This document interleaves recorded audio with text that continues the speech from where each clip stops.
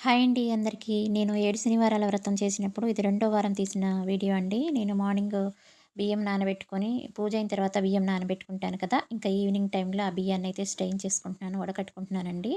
ఇంకా పచ్చిశనగపప్పు నానబెట్టుకొని కుక్కర్ అయితే పెట్టుకున్నాను. కుక్కర్‌లో పప్పయితే ఉడికిపోతుంది. ఇక్కడేమో సన్నజాజి పువ్వులండి. దేవుడికి స్వయంగా నేనే మాల కట్టుకోవాలని చెప్పేసి సన్నజాజి పువ్వులు తెచ్చుకొని పక్కన పెట్టేసుకున్నాను. ఇక్కడ పప్పు ఉడికిపోయిందండి. పచ్చిశనగపప్పు పూర్ణాలు చేయటం కోసం అని చెప్పి ఇలాగా పట్టుకుంటే మెత్తగా అయ్యేలాగా ఉడికించుకుంటే సరిపోతుందండి. నేను పూర్ణాలు ఎప్పుడు చేసినా కానీ చాలా బాగొస్తాయి. భలే కుదురుతాయండి.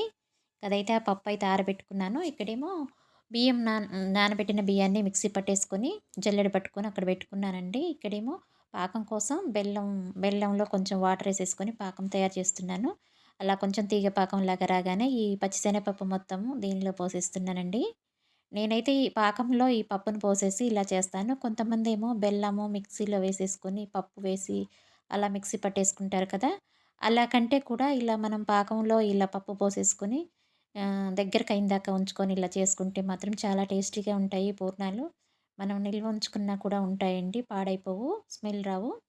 ఇంకా ఇదొచ్చేసి దోసల పిండిలాగా పడతాం గదా! పూర్ణాలకి పై పూత పిండి పడతాం కదండీ! నేను మార్నింగే నైట్ బియ్యం నానబెట్టానండి. స్నానం చేయగానే బియ్యం నానబెట్టి, ఎర్లీ మార్నింగు పూజ అవ్వగానే ఈ పిండి పట్టుకొని పక్కన పెట్టుకున్నాను. ఈవినింగ్ కోసం పట్టుకొని పక్కన పెట్టేసుకున్నాను. దానిలోంతే కొంచెం బెల్లం స్వీట్‌నెస్ కోసం బెల్లం వేస్తాం కదండీ! ఇలా బెల్లం వేసేసుకొని కలిపేస్తున్నాను. పూర్ణాలు పైన గూడా తియ్యగా ఉండాలి కదా! లోపల మాత్రమే కాకుండా పైన తియ్యగా ఉంటేనే బావుంటుంది. ఒక పించ్ ఆఫ్ సాల్ట్ వేసుకుంటానండి. అలా వేసుకొని కలిపేసుకున్న తర్వాత ఈ పచ్చిశనగపప్పు ముద్ద ఉంటుంది కదండీ! బెల్లం పాకంలో వేసినది ఉంటుంది కదా! దీనిలో కొంచెం ఇలాచీ పౌడర్ వేసుకుంటున్నాను. వీటినైతే చిన్న చిన్న బాల్స్ లాగా చేసుకుంటున్నానండి ఇక్కడ. చూస్తున్నారు కదా! ఈ సైజ్ బాల్స్ అయితే సరిపోతాయి. ఎందుకంటే పూర్ణాలు పొంగుతాయి కదా! ఇక దీన్నైతే ఈ పిండిలో వేసేసుకొని ఆయిల్‌లో వేసేసుకుంటున్నాను. పూర్ణాలు రెడీ చేసుకుంటే నేను ఇప్పుడు వెంకటేశ్వర స్వామికి ఏ ప్రసాదం పెట్టినా గానీ 7 పెట్టాలి కదండీ! 7 శనివారాల వ్రతం అంటేనే అలాగా 7 ఒకే రకాన్ని 7 పెట్టాలి. అందుకే పూర్ణాలైతే 7 పెట్టొచ్చన్నట్టుగా పూర్ణాలు చేద్దామని ఈ వారం పూర్ణాలు ప్రిపేర్ చేస్తున్నాను. ఇక్కడొచ్చేసి ఇందాక బియ్యం పట్టి పక్కన పెట్టుకున్నాను గదా! దాంట్లో కొంచెం బెల్లం తురుము, అలాగే ఆవు నెయ్యి వేసుకొని ప్రమిద తయారు చేసుకోవాలి గదండీ! పిండి దీపం పెట్టుకోవాలి కదా! శనివారం వ్రతం అంటేనే పిండి దీపం. ఈ పిండి దీపానికైతే ప్రిపేర్ చేసుకుంటున్నానండి. బెల్లం వేసేసి కలిపేసాను ఆల్రెడీ.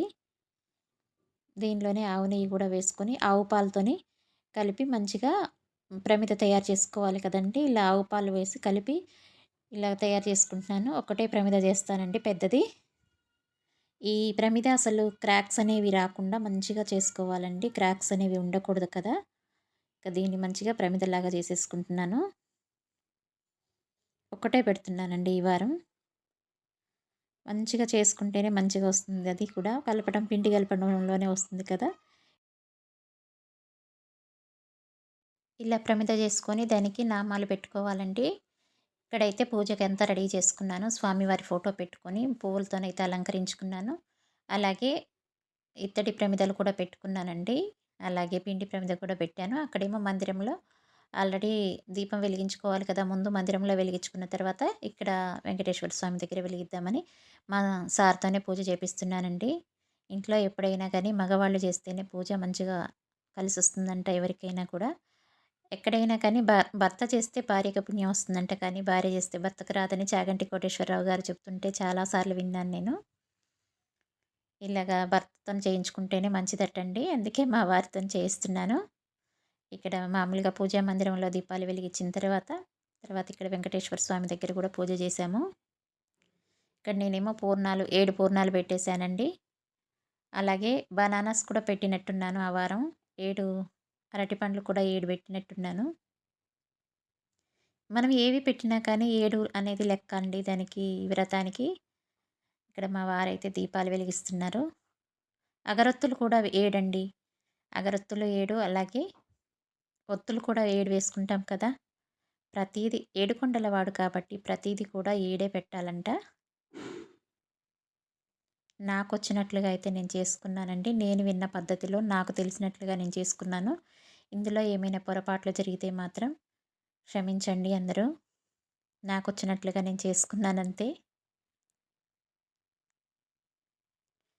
ఇక్కడ మా వారు పూజ చేస్తుంటే నేను పక్కన కూర్చున్నానండి. ఆయనకు తెలియనివన్నీ నేను చెప్పి మరీ చేయిస్తున్నాను.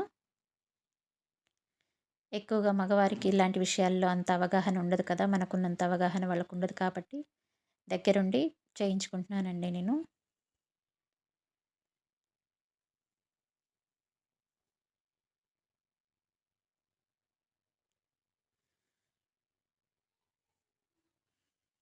మా వారు కూడా బానే ఓపికగానే చేశారు. ఎందుకో ఓపికగానే చేశారండి. 7 శనివారాల వ్రతం అప్పుడు తను కూడా ఫాస్టింగ్ ఉన్నారు. మాక్సిమం వీలైనన్ని వారాలైతే ఫాస్టింగ్ అయితే ఉన్నారు. పువ్వులు, తులసాకులు. తులసాకులు మనకెక్కువగా దొరకలేదనుకోండి, శనివారం రోజు ఎప్పుడైనా కానీ తులసీ దళాలు 7 తులసీ దళాలను వెంకటేశ్వర స్వామి దగ్గర పాదాల దగ్గర ఉంచితే చాలా మంచిదంటండి. నేనైతే తులసి దళాలు ఎక్కువగా దొరకనప్పుడు నేను అలాగే 7 మాత్రమే తెచ్చుకుంటాను. ఇక్కడ చూసారా మా కేతన వచ్చి నా జుట్టుతో ఆడుకుంటోంది. నా జడతోని ఆడుకుంటుందండి. నేనిక్కడ పూజల్లో కూర్చుంటే తనేమో నా జడతో ఆడుకుంటుంది. చిట్టి తల్లి, బంగారు తల్లి కదా! చూసారు కదా! ఏదో చేస్తోంది నా దగ్గరకొచ్చి.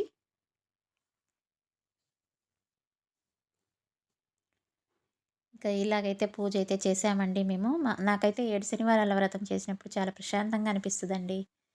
కానీ ఆ దేవుడి మీద భక్తితో చేసుకోవాలి. మనం చేసేదేదో ఆ భక్తితో చేసుకుంటే మనసుకు ప్రశాంతత అనిపిస్తుంది. నమ్మకం ఉండాలి ముందు మనకి. ఆ దేవుడి మీద నమ్మకం పెట్టి మనం జేసుకున్నామంటే, మనకు ఆ దేవుడు తప్పకుండా మన కోరికలను నెరవేరుస్తారని నేను నమ్ముతున్నాను.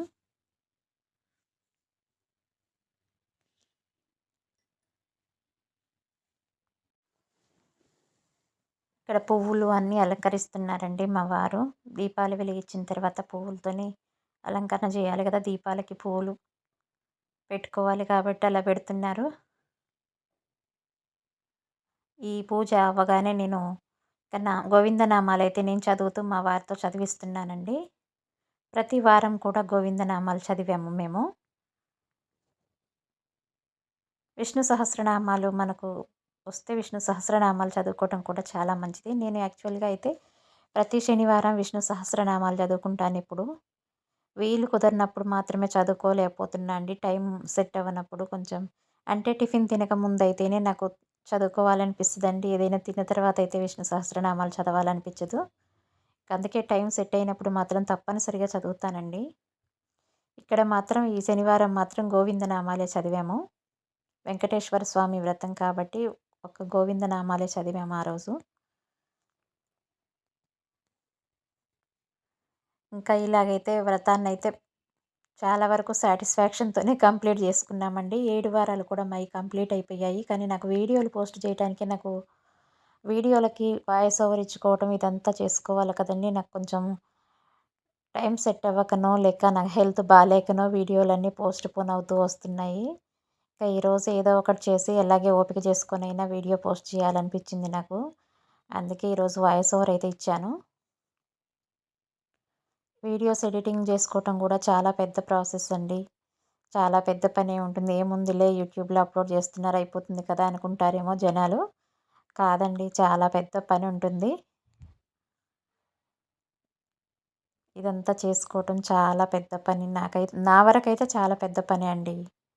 ఇంకా ఇక్కడ ప్రసాదాలు అన్నీ పెట్టేసుకొని, కొబ్బరికాయ కూడా కొట్టారు మా వారు. ఇంకా అన్నీ అయితే పెట్టేశానండి ఇక్కడ. చూసారు కదా! పిండి ప్రమిదలో దీపం ఎలా వెలుగుతుందో గోవింద నామాలు పెట్టుకొని ఇలా పిండి ప్రమిద పెడితే ఎంత ప్రశాంతంగా అనిపిస్తదో తెలుసా చూడటానికి. నాకైతే 2 కళ్ళు సరిపోవండి. దాన్నే చూడాలి అనిపిస్తుంటుంది ఎందుకో నాకు. ఇక్కడ వెంకటేశ్వర స్వామికి కూడా సన్నజాజులతో మాల కట్టి వేశాను చూసారా?